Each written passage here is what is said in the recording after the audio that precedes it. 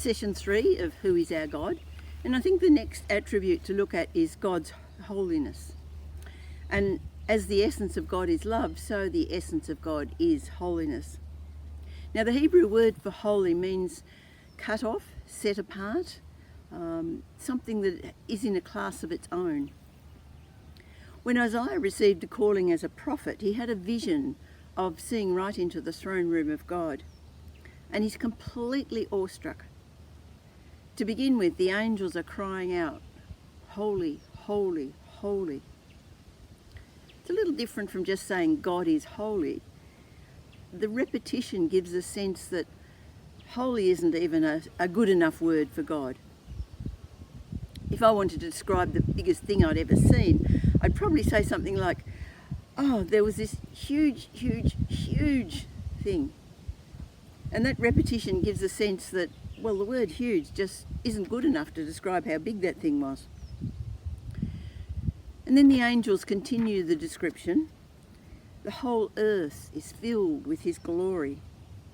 It's holiness beyond description. And then as Isaiah describes it, the very doorposts and thresholds were shaking and the place was filled with smoke. This was something like Isaiah had never ever seen before, never experienced before. And his reaction is to recognise how far he is from that holiness. And in fact, he sees that this is his end. There is no hope for his survival. When Moses asked God if he could see his glory, God replied, "You cannot see my face, for no one can see me and live." And then in Chronicles 7:3 we read how when the people of Israel saw the glory of God descend on the temple, they fell on their faces in worship. And they weren't even seeing the face of God, they were just seeing his shining glory, but their reaction is to fall face down in worship. And yet, far as Isaiah was removed from the holiness of God, God's holiness was poured out on him in restoration and healing. Because it's from the very altar of heaven that an angel took a coal, touched Isaiah's lips and said, "You are now clean." In Ezekiel 47, the prophet sees a vision of water coming out of the temple, and it's the water that brings life.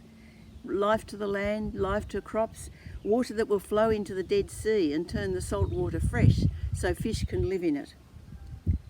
It's a picture of the holiness of God reaching out in healing and restoration. In a way, it's a picture can be like that of our sun.